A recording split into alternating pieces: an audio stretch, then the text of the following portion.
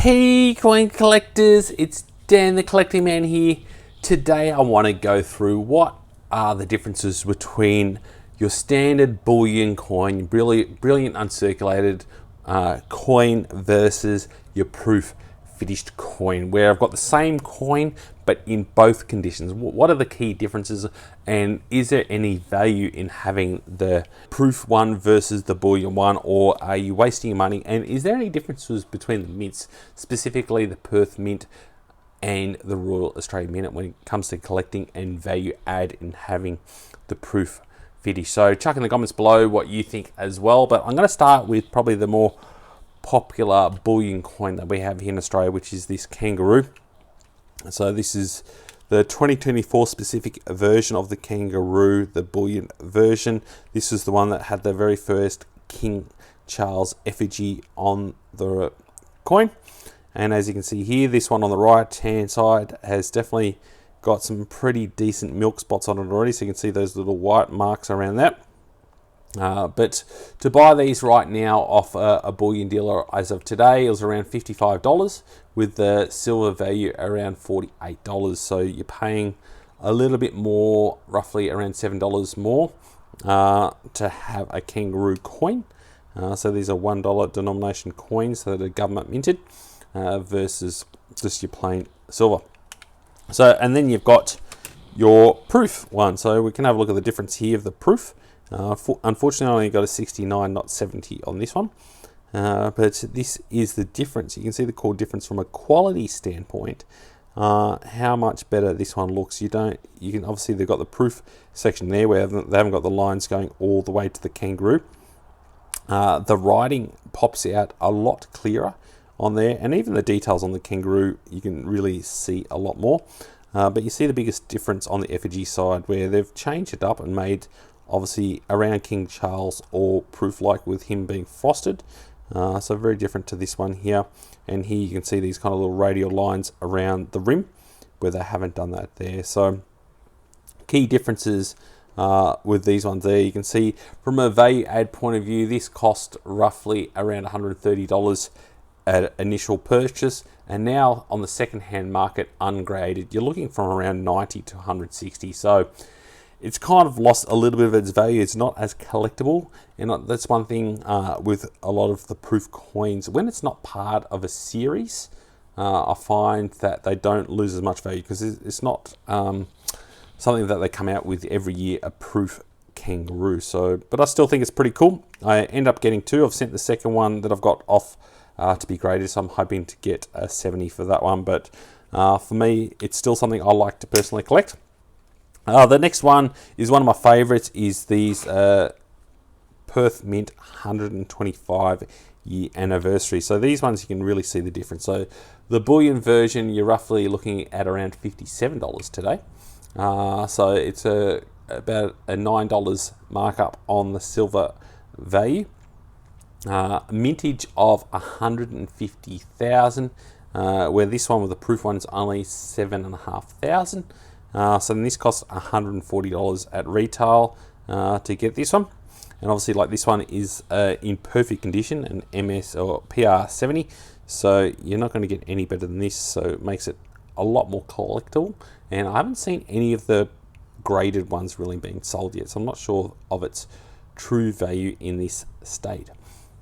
But with this one, you're looking on the second-hand market from around 99 to 140. So it's kind of lost its initial value.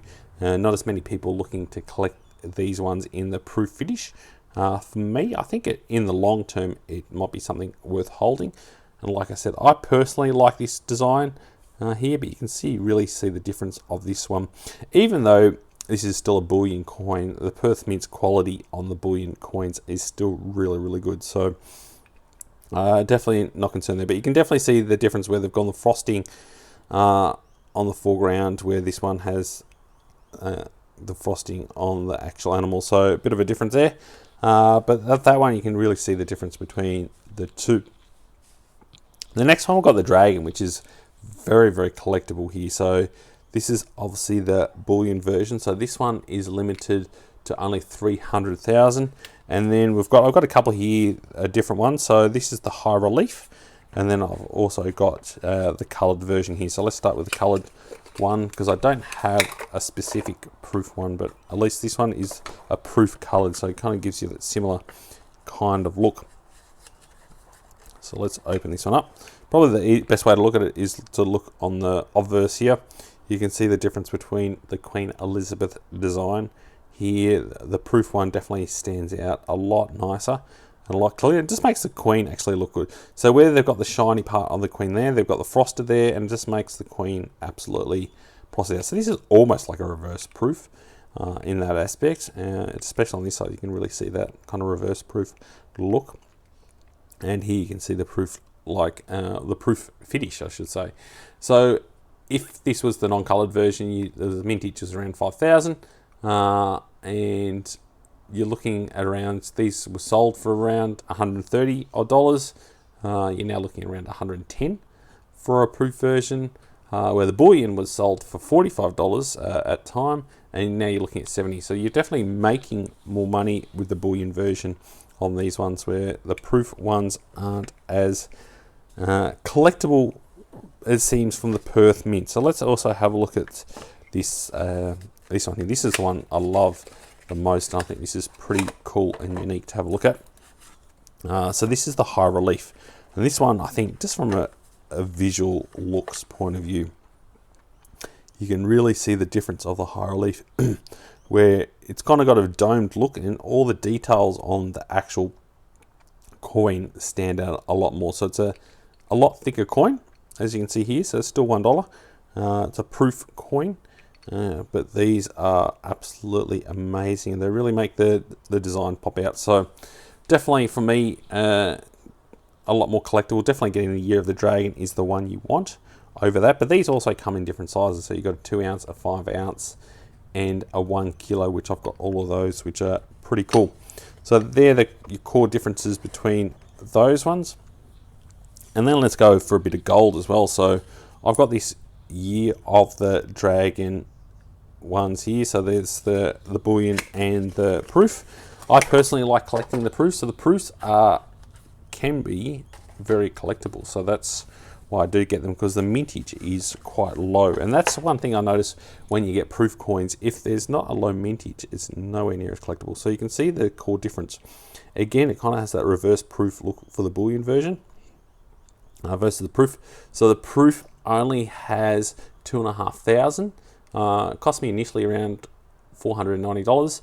You're looking at around $600 for this one now. So it's definitely got a nice little added premium on top of it, where obviously this one here, the Bullion, is, I think I spent about $470 odd, $470 on this, because I only bought this about a month ago.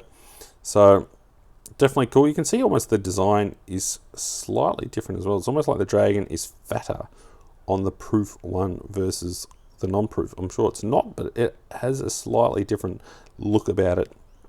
The dragon, you almost think it is a slightly different design, just the way it actually comes out. But this one is definitely pretty cool to get those. So I always like getting as many of these as I can, the Bullion version, especially the dragon, because I know I'll be able to sell this for a lot more in the future. Once I get those, where the proof ones I only buy one because they are quite expensive initially. So that's the difference between those. Actually, I might leave that out so we can look at that. And then I thought I might change it up and have a little bit different. So we've got the Bluey one. This is specifically the one where he's got the balloon on there. So this one is around $4 on the secondary market. Obviously, it's a dollar coin. It did go up a lot in value. And this is where we've got the proof version here. So this is the proof coloured one. So we've got the certificate here, which I'll put up there. And as you can see there's the proof one. And you can see the difference there. So this one retailed at around $80 with a mintage, at $50, and with a mintage of 5,000, and you're now looking around $250. So you've definitely made good value returns on this one, where the silver one retailed at 80, and you're looking with the mintage at only 2,650. You're looking at around $500. So definitely that's one thing I've noticed with some of these Royal Australia Mint proof ones. They seem to hold a lot more premium and a lot more collective value in the long term than the Perth Mint proofs. So that's the key thing that I've noticed with my collection is anything when I've got a Perth Mint proof, they don't seem to be as collectible in the long term compared to a Royal Australian Mint proof, specifically with the Royal Australian Mint when there's the circulated coin is also out there. So I think that's one thing when people see the circulated version, they want the proof version as well. So that's one thing I've noticed is probably the key difference from me. I'd love you to put in the comments below. You can also get, obviously we've got the proof of the Royal Australian Mint circulated coins. This one's pretty cool. It's obviously got a very high mintage, this proof set, so it's not super collectible, but I think you can really see the difference there. I'll try and get like a $2 coin out. This is the difference between the $2 coin there. You can see obviously nowhere near as good compared to the proof version of the $2 coin. So definitely really good to have that as part of a cool collection. I think this is one, it's more for a bit of fun for me to own in the long term, to have the proof finish of those. I often get the proof coins. So that was a bit of fun for me to go through. I'd love to know what you think are your favorites, and do you like getting proof versions of coins as well? For me, it's just a little bit different. I still will be buying proof coins from the Perth Mint, but I think I'll be a little bit more selective in ones. And I think when it comes to the Perth Mint ones, it's making sure that the mintages are probably below 5,000, depending on what the series is. But I find the lower the mintage of the proof, the higher the value and return, especially if it's part of a series. I find that adds definitely a lot more value and collectability from my standpoint. So give us a thumbs up if you like the content and this is the kind of information you want to hear. And if you're not yet subscribed to Dan the Collecting Man, make sure you do. I've got a whole heap of cool videos coming up over the next month around what were the best coins for 2024 and what do I expect to see within the coin market in 2025. What kind of releases am I looking forward to the most? And as always, thanks so much for watching and joining the coin collecting community. I'll catch you in my next video. Dan.